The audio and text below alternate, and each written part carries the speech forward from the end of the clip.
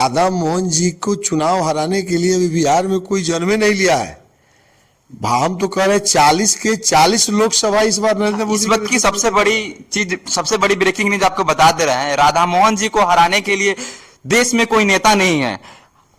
चलिए, अभी चुनावी मुद्दा को लेकर हम एक बड़ी बड़ी बातें सुन रहे हैं और बातें करने चल रहे हैं। हमारे साथ अभी जुड़ चुके हैं सुभाष सिंह कुशवाहा जी, जो कि कुशवाहा समाज को लेकर बहुत ज्यादा एक्टिव रहते हैं और बहुत सारे बातें इन्होंने बताते हैं। आखिर मोतिहारी लोकसभा चुनाव से बीजेपी के द्वारा राधा मोहन सिंह को टिकट मिल रहा है, टिकट मिल चुका है और चुनावी डेट निकल भी चुका है, लेकिन ये यहां तक कि आरजेडी के तरफ से राजेश कुशवाहा को टिकट मिलने वाला है, मिला नहीं है अभी। लेकिन इसके बारे में आप क्या समझते हैं कि क्या बताना चाहते हैं? कुशवाहा समाज को लेकर आरजेडी को वोट देगा या बीजेपी को सपोर्ट करेगा? आपकी प्रधानमंत्री के द्वारा ये भी बोल रहे हैं कि 400 पार हो जाएगा आपकी बार, इसके बारे में आप क्या बताना चाहते हैं? कई सवाल आपका आ गया कि राजेश कुशवाहा, एक तो पहले लालू प्रसाद जी को कोई यहाँ पहलवान ही नहीं मिल रहा है, वैसा उनको समझ भी नहीं आ रहा है कि राधा मोहन जी जैसे कद्दावर नेता मोतिहारी लोकसभा में लड़े हैं, जो 6 बार के सांसद हैं, भारत सरकार में कृषि मंत्री पद को सुशोभित उन्होंने किया है और 10वीं बार लड़ेंगे। तो अभी लालू प्रसाद का तो होश उड़े हुआ है और राजेश कुशवाहा का नाम हवा में चल रहा है। कई कुशवाहा, कई लोगों का नाम चल सकता है, चल रहा है, लेकिन जहां तक अब की बार 400 पार, वास्तव में 400 पार नरेंद्र मोदी जी देश के प्रधानमंत्री हैं। पूरे देश ने मन बना लिया है कि इस बार नरेंद्र मोदी जी की सरकार हम लोग को बनाना है। इसलिए बिहार में भी 40 लोकसभा सीट में 40 लोकसभा सीट इस बार एनडीए जो 5 दल के साथ मिल करके हम लोग लड़ रहे हैं, तो वो सब लोग मिल करके हम लोग अपने उम्मीदवार को दे दिया है। 40 लोकसभा में तैयारी भी हो रही है। आज भारत के माननीय प्रधानमंत्री नरेंद्र मोदी जमुई में सभा भी उन्होंने किया है और 40 लोकसभा सीट यहाँ से जीत के जाएगा। अच्छा, एक बात और हमारे बताइएगा, राधा मोहन सिंह ने 6 बार यहाँ से मोतिहारी जिला से सांसद रह चुके हैं, उन्होंने किसानों के प्रति क्या किया है? किसानों के लिए तो कोई महत्वपूर्ण काम उन्होंने किया। सबसे बड़ा किसानों के लिए तो उन्होंने 13 प्रखंड का यह लोकसभा है, तो 13 प्रखंड में अलग अलग इफको बाजार, जब वो कृषि मंत्री थे तो सभी ब्लॉक में इफको बाजार खुला हुआ है। तो यहाँ किसानों को ब्लैक मार्केटिंग नहीं खरीदना है, खाद एकदम अवेलेबल रहता है। किसानों के लिए एक और सवाल हम पूछ रहे हैं, जो गाना मंत्री, किसानों के लिए तो उन्होंने हॉर्टिकल्चर की पढ़ाई, हॉर्टिकल्चर कॉलेज खुल गया, हॉर्टिकल्चर की पढ़ाई यहाँ हो रही है। अच्छा, जब हम किसानों की चर्चा कर रहे हैं तो यहाँ तक कि किसानों के अंतर्गत उनका कृषि जो कार्य होता है, गाना प्रमुख माना जाता है। गाना को लेकर अभी तक मोतिहारी में जो चीनी मिल कई सालों से बंद पड़ा है, इसके बारे में आप क्या कहिएगा? यहाँ तक कि देश के प्रधानमंत्री भी आए थे और बोले कि हम चाय बेचने वाले हैं, और यहाँ जो प्रधानमंत्री नरेंद्र मोदी जी भी इस चीनी मिल पर टिप्पणी की और यहाँ तक ये भी बात बोले कि हम आएंगे और इस चीनी मिल को चालू करेंगे और चालू करके जो इससे चीनी उत्पादित होगा हम उससे उसका चाय पियेंगे और जाएंगे। इसके बारे में अभी तक चालू नहीं हुआ। उसमें क्या गलत बोल गए वो? लेकिन अभी तक तो चालू नहीं हुआ। देखिए, आपको पहले यह पता होना चाहिए कि मोतिहारी चीनी मिल निजी चीनी मिल है, वो किसी व्यक्तिगत व्यक्ति का है।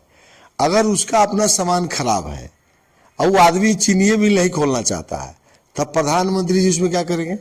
आपका घर अगर टूट जाए, आप नहीं बनवाइएगा, नहीं तो उसके लिए तो अलग व्यवस्था करना चाहिए कि नहीं? किसानों को बहुत तकलीफ होता है, यहाँ से बहुत दूर जाना पड़ता है। इसके लिए ये तो जानिए, एचपीसीएल को सुगौली चीनी मिल सरकारी थी जी, तो एचपीसीएल के द्वारा चला कि नहीं चला? चला, लेकिन यहाँ से उसका लाभ ले रहे हैं कि नहीं ले रहे हैं? उसका लाभ किसानों के पास जा रहा है। के लिए जब वैसी कोई वैकल्पिक व्यवस्था सरकार करेगी, उसके लिए जमीन की आवंटन होती है, उसकी एक लंबी प्रक्रिया है, उसकी डिपार्टमेंट है, वो करेगी। वो आज भी करने के लिए तैयार है, तो विभाग को गुजरना होगा। जहां तक किसानों को उसकी लाभ की बात थी, तो दूध और चीनी उत्पादन होगा, दूध मिलाइएगा तब ना चीनी की फैक्ट्री है। जी जी। तो यहाँ हमको जमीन सरकार उपलब्ध कराती, तो वैसा सुगौली जिससे चल रहा है उसे सरकार यहाँ आगे बढ़ेगी तो बनेगा। लेकिन मदन डेयरी किसानों के लिए जो उन्होंने दे दिया, तो जिस किसान के पास खेत था तो गाना लगाते थे, लेकिन जिसके पास खेत नहीं है, घर पर 2 गाय रखे हुआ है, तो दूध उत्पादन हो रहा है। तो मदन डेयरी के माध्यम से हर घर में जो है वो भारत के प्रधानमंत्री नरेंद्र मोदी जी के द्वारा राधा मोहन जी के अथक प्रयास से हर घर में मदन डेयरी का लाभ मिल रहा है, नकदी फसल आ गया। तो किसानों के लिए सिर्फ गन्ना मिल के बात कर रहा है। गन्ना मिल सरकार के जगह होगा तो ये खुलेगा, लेकिन किसी की अपनी प्रॉपर्टी पर सवाल क्या कर रहा है? अच्छा, तो एक उसका सवाल और, भरपाया एक उन्होंने सवाल किया। और, अगर राधा मोहन जी के विपक्ष में राजेश कुशवाहा को टिकट मिल जाता है तो क्या लगता है राधा मोहन सिंह जीतेंगे? तो क्या लगता है राधा मोहन सिंह जीतेंगे? राजेश कुशवाहा के ही सवाल नहीं है, राधा मोहन जी को बिहार में कोई जन्मे नहीं लिया है। हम तो कह रहे 40 के 40 लोकसभा इस बार नरेंद्र मोदी इस वक्त की सबसे बड़ी चीज, सबसे बड़ी ब्रेकिंग न्यूज आपको बता दे रहे हैं, राधा मोहन जी को हराने के लिए देश में कोई नेता नहीं है। यहाँ अभी कोई है ही नहीं है वैसा कोई नेता। अभी तो लालू प्रसाद जी खोज रहे हैं, उनको पहलवाने नहीं दिखाई दे रहा। लड़ना राधा मोहन जी से है ना। अब राजेश कुशवाहा की बात कर रहे हैं, अभी तो दूर दूर तक वो टिकट में ही कहीं नहीं है। अब लालू प्रसाद जी किसको टिकट देंगे? वो तो अभी देख रहे हैं, दाम लगवा रहे हैं, सीतामढ़ी किसको दें, शिवहर किसको दें, सुपौल किसको दें। 1 दर्जन कुशवाहा के लोगों को पीछे पीछे बुआ रहे हैं, घूम रहे हैं। अच्छा, एक सवाल तो सवाल एक कुशवाहा का लड़ाई है।